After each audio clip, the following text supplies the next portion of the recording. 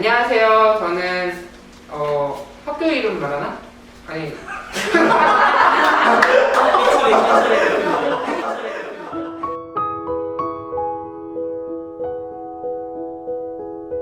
발전적인 참여할 수 있으려면 어떻게 하면 좋을까요? 이런 질문을 한번 던져보고 싶어요.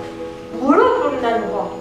한 사람에게 물어본다는 게 얼마나 중요한지. 청소년이 정치를 경험할 수 있는 그런 기회가 제공되지 않았기 때문에 그런 것도 있다고 생각해요. 한 번도 해보지 않은 거를 어떻게 처음부터 잘할 수 있겠어요. 현재 한국 사회에서 살고 있는 이주민 수가 한 200만 정도에 달합니다. 세금을 내고 말하느냐, 당신은 세금을 제대로 납부하고 있느냐, 본인이 이제 겪고 있는 그런 차별들을 감수해야겠구만라고 생각하면서 사람들이 다른 사람을 차별하고 억압하는 것을 선택하게 되는 것은 이 차별적인 세상이 나아지지 않을 거라는 절망에 뿌리하고 있다고 생각하거든요. 교사도 마찬가지라고 생각하는데 교사들이 학생을 억압하고 인권을 침해하는 걸 쉽게 선택하는 경우 이유는 경쟁적인 입시 교육이 권할 거라는 생각이 안 드는 거예요.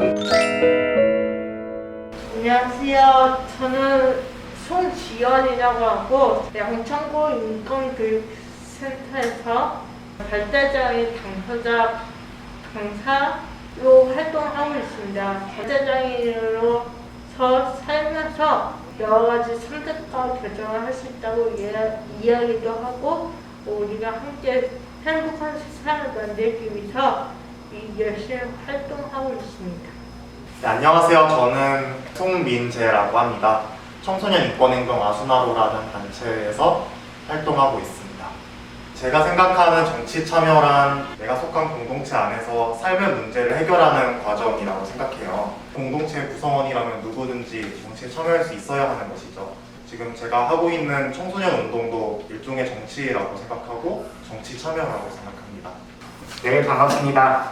저는 서울살이 7년차 한국에서 유학 생활을 하고 있는 이주민 당사자이자 활동가인 박동찬이라고 합니다. 투표나 아니면 선거권이나 피선거권을 연장하기 마련인데 목적을 가지고 있지 않은 이주민은 너무나 당연하게 그 정치 참여에서 배제하게 됩니다. 하지만 이 정치권이라는 것은 투표를 떠나서 사회 공동체의 어떤 당당한 구성원으로서 살아가는데 필수 불가결한 원리라고 생각합니다. 저는 연대하는 교사 작것들이라는 단체 모임에서 활동하고 있는 조영선이라고 하고요. 저희 단체는 학생 또는 소수자, 비정규직 여러 사람들과 연대함으로써 우리의 권리도 찾을 수 있다라는 이제 생각을 가지고 활동하고 있는 단체입니다. 약자의 욕구는 천대받고 강자의 욕구는 좀 사회적으로 지지받는 제도들이 시스템이 이미 있는 것 같아요. 욕구를 어떻게 사회적으로 실현할 것인가? 이런 것이 저한테 있어서는 좀 정치 참여의 의미라고 생각합니다. 선거 당일 전에 공보물이 오게 되는데요. 그 내용이 저희한테 많이 어렵더라고요. 선거 칠 때는 조금 답답한 마음을 느끼는 것 같아요. 현수막이나 포스터를 보면 이미지랑 사진이 있잖아요.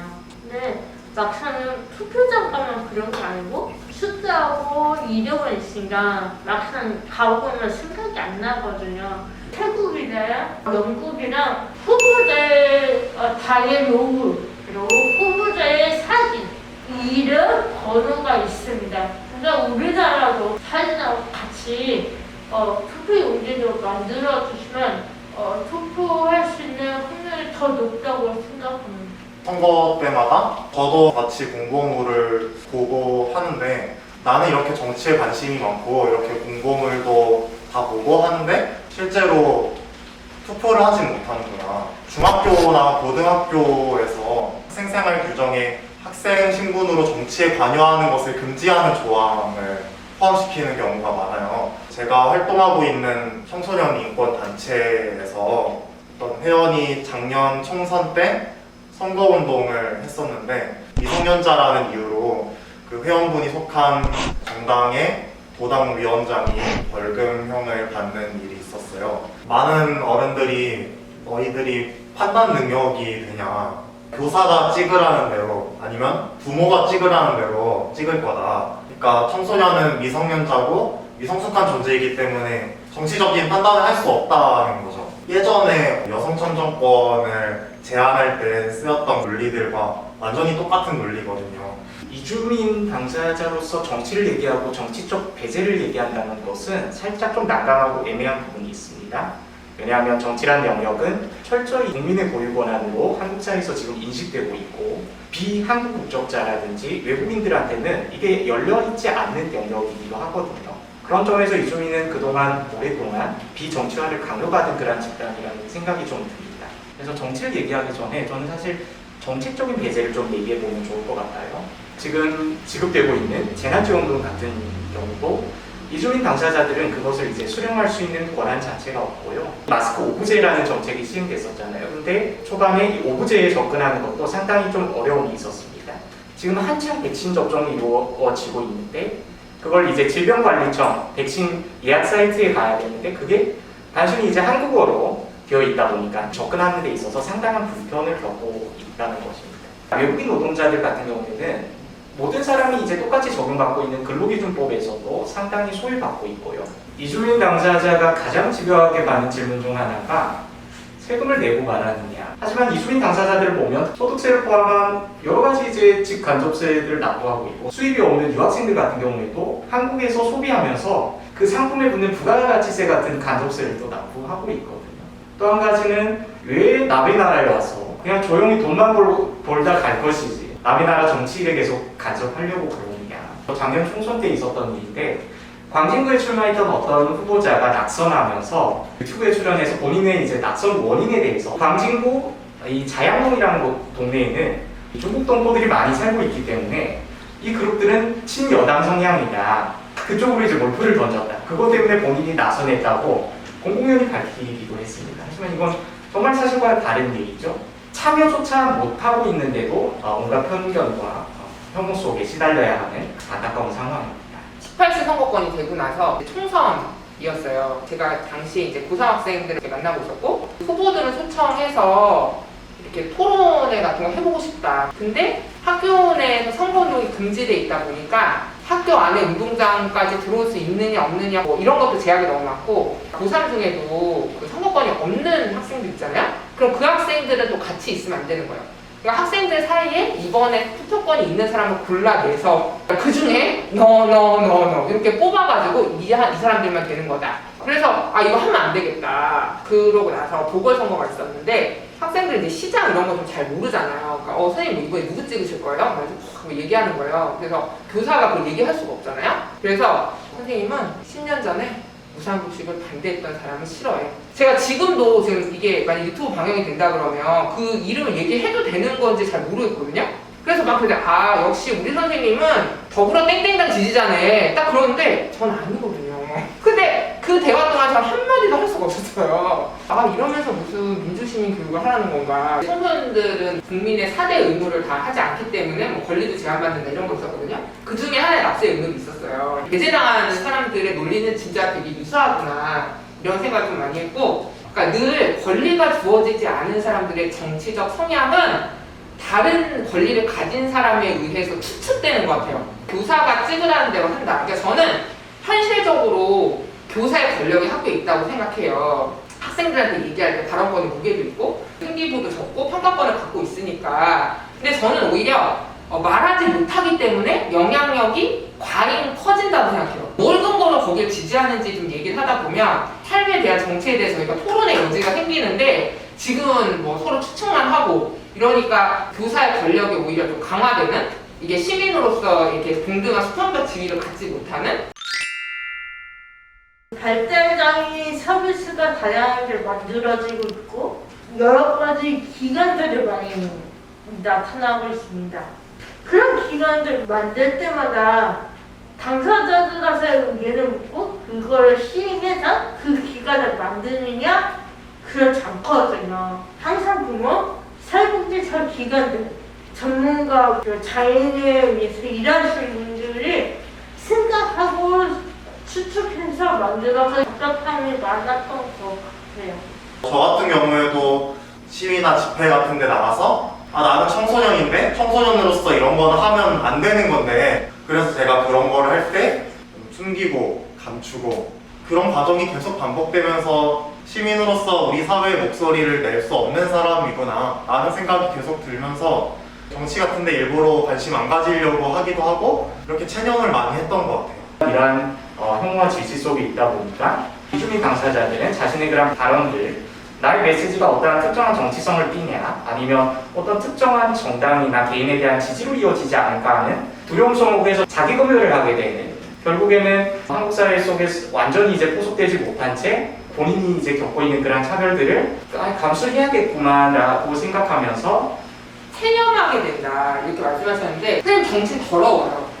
그런 사람 맨날 가서 싸우잖아요. 이제 이런 약간 혐오 어린 이제 감정으로 이렇게 하는 것이 저는 좀 가장 큰 문제인 것 같은 거예요. 정치에 배제하는 것의 가장 큰 문제는 모두 각자 고생의 길을 가게 하는 거죠. 이 세상은 바뀌지 않을 거기 때문에 누가 내 편인지는 중요하지 않아. 나는 내가 있는 조건을 가지고 어떻게든 그거를 뛰어넘어야 돼. 내가 경제에서 이겨야 돼. 나는 그 생각이 학생들한테 계속 내면화되는 거? 발전장애 있는 선택권이 없으니까 그런 제약이 너무 큰 거예요. 저가 그리고 제 동료들이 살고 싶은 지역을 만들고 싶으면 우리가 선택을 해야 하고 우리가 결정을 해야 한다고 생각합니다. 청소년에게 참정권이 없기 때문에 그런 청소년들의 목소리에 힘이 전혀 실리지 않는 것이죠. 대표적으로 학생인권 조례 같은 경우에도 두발 극장 규제도 있고 야간 자율학습도 강제로 해야 되고 체벌도 있고 이런 것들을 개선해야 된다라고 요구를 하지만 학생인권 조례를 제정하는 도의회나 혹은 교육감들은 사실 그런 청소년들의 목소리를 고려할 필요가 없는 거죠. 왜냐하면 청소년에게는 투표권이 없으니까요. 현재 한국 사회에서 살고 있는 이주민 수가 한 200만 정도에 달합니다. 그 중에서 절대 다수가 동남아라든지 아니면 이제 중국, 몽골, 좀 덜 민주화된 국가에서 왔다는 고정관념을 가지고 있습니다. 그것은 어떤 걸로 이어지냐면요. 우리나라는 이렇게 민주화된 나라인데 당신들이 우리나라의 민주 시스템을 알아? 정작 당신들한테 뭐 정치 참여의 권리를 준다 한들 당신들이 제대로 참여할 수 있겠느냐, 그런 자질에 대한 의심으로 이어진단 말이죠. 사실 교육정책 이꼴 입시정책은 아니잖아요. 실제 학교에 가보면 그런 입시정책이 뭐 수시가 늘었다, 정시가 늘었다, 뭐가 반영이 된다, 안 된다 이런 걸로 막 자기 대학에 막 영향을 받는 학생은 한 학급에 몇 명 안 돼요. 근데 계속 그런 정책에 대한 얘기가 이제 신문을 채우다 보니까 자기와 별로 관계가 없는 그게 자신의 의제가 학생들이 되는 거예요. 오히려 학생들한테 대학을 안 가도 삶이 가능하다. 그리고 사회적 차별을 받지 않는다. 그리고 내가 원하는 거를 할 수 있다. 라는 게 이제 인식이 되면 사실은 자기 삶에 대해서 그렇게 부정할 필요가 없거든요. 듣기 어렵다고 선택을 아예 못하는 거 아니거든요. 시민으로서 기회를 줬으면 좋겠다는 생각이 많이 들었습니다. 주위에 발전장애인 분들이 계신다면 우리가 같이 선거를 참여하려면 어떻게 하면 좋을까요? 물어본다는 거. 한 사람 이렇게 물어본다는 게 얼마나 중요한지. 사실 청소년이 미성숙하다고 여겨지는 이유 중에 청소년이 정치를 경험할 수 있는 그런 기회가 제공되지 않았기 때문에 그런 것도 있다. 만 18세보다 더 확대하고 청소년 정당 가입 연령도 제한 없이 선거운동을 금지하는 그런 조항도 폐지되어요. 학교 운영위원회에도 학생 대표를 참여시켜야 된다. 청소년에 대한 실질적인 권한 확대, 나와 동등한 시민이구나 인정하는 태도가 필요하다고 생각합니다. 인간의 고귀함이라는 것은 어떤 뭔가 유용성이라든지 쓸모로 결정되는 것이 아니라 그 사람이 이제 태어남으로써 사실 그런 고귀함을 타고나는 거라고 생각하거든요.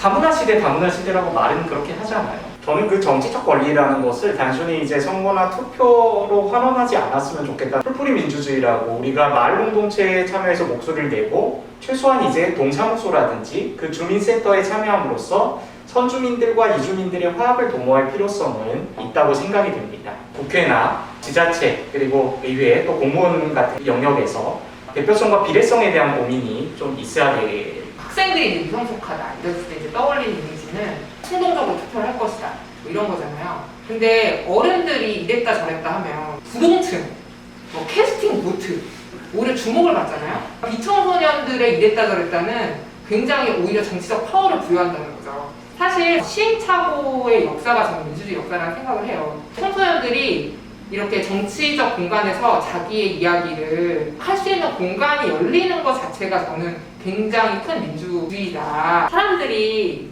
다른 사람을 차별하고 억압하는 것을 선택하게 되는 것은 이 차별적인 세상이 나아지지 않을 거라는 절망에 뿌리하고 있다고 생각하거든요.